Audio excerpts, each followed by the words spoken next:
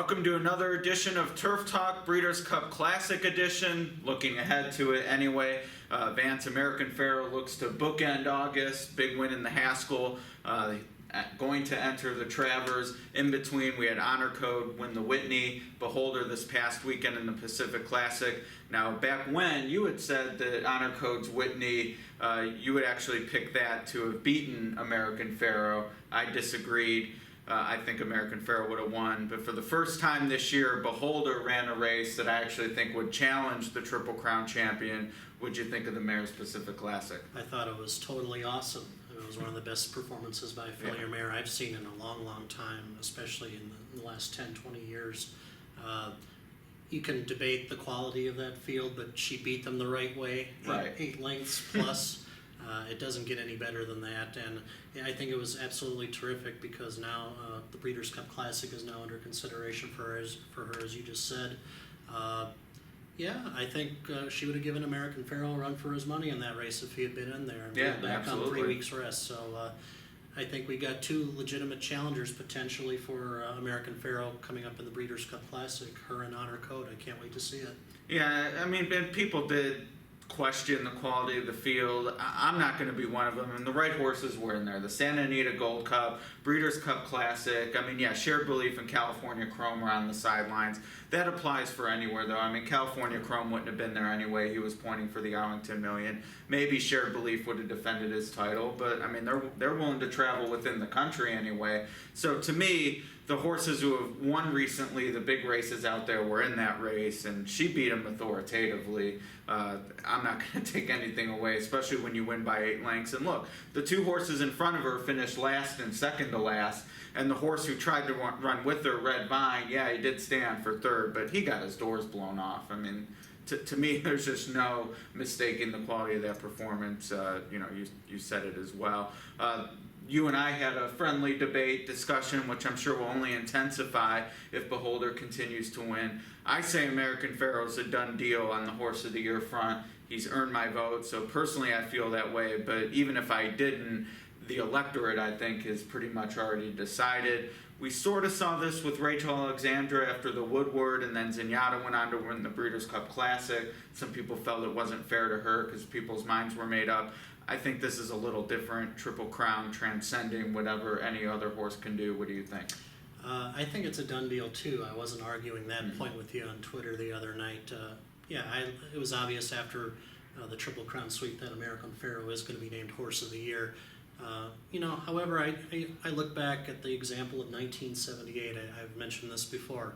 Affirmed lost to Seattle Slew twice that fall. Affirmed ended up being named Horse of the Year after winning the Triple Crown. American Pharoah will face Honor Code and Beholder, presumably in the Classic.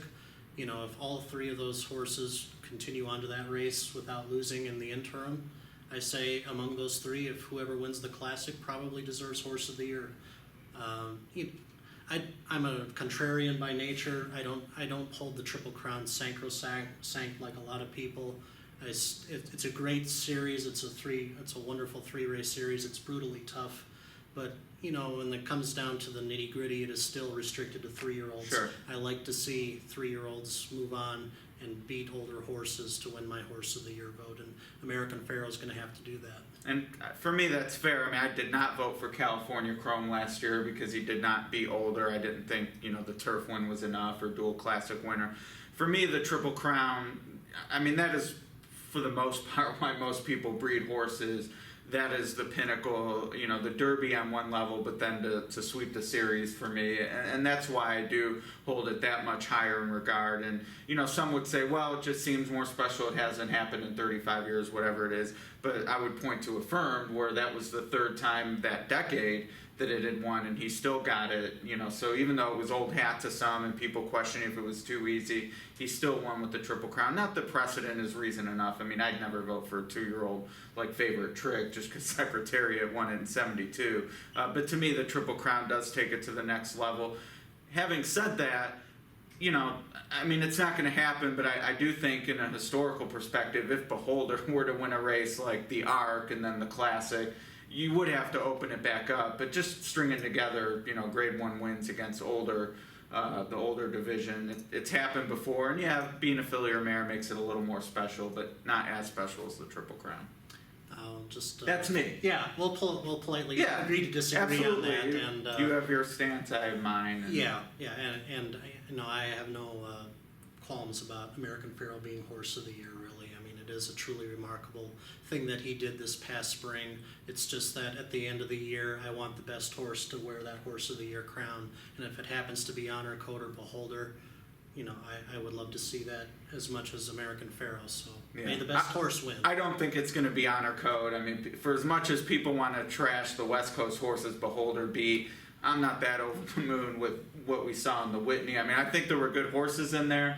If you're going to tell me they fired Lee and Noble Bird all fired their best shot, I'm not going to believe you. So, Well, no matter how strong or weak the division particularly is or isn't, Honor Code does have 3 big wins to his credit. He could add the Jockey Club Gold Cup and possibly a Breeders' Cup Classic. It'd be a great year. It would be a fantastic year, and it should be a year that probably should be recognized. With an older male championship. And a Horse of the Year from American Yeah. Pharoah. It happens to be behind him, but Yeah, we'll see. We'll But see. yeah, it's exciting. I mean, you talk about classic. I mean, Rachel Zenyatta was a matchup everyone wanted to see. It wasn't going to happen in the Breeders' Cup, never materialized, period. There's a legitimate shot. We'll see these 3 horses in the gate for the Breeders' Cup. And, that's, to me, very exciting. We're going to see American Pharoah this week in the Travers. Any quick hits on that? Texas Red is going to be probably his last legitimate opponent in the 3-year-old ranks. I probably expect American Pharoah to pass that test with flying colors and hopefully see him against older horses soon, if not before the Breeders' Cup. Yeah, it's the Go Sapper principle for me. And granted, we only saw Go Sapper once after that Breeders' Cup Classic. It was the Met Mile, but you're not running a horse like this if you think there's any chance to lose. And it is a horse race. Stuff happens, but. We know what he is against Frosted. Texas Red he has beat, and you'd say, well, it was 10 months ago or whatever it was, but They're different horses now. they are different. I just think American Pharoah is even better. They are different. Texas Red's probably better too, but I'm not saying I'm going to bet American Pharoah at 2-5, but it's a watch, and hopefully you see something great. Yeah, it's going to be a fantastic for the, was it 50,000 people on 50 on the dot. 50,000 on the dot. So, yeah, should be great. Lots of other great ones, including prep for the twinspires.com Breeders' Cup Sprint. So happy to work that in there more, and I'm sure we'll talk more about that division as we get closer to October 31st here at Keeneland. But in the meantime, can't wait for this Horse of the Year discussion, or non-discussion as I think it is. Should be a great fall. Join us next week.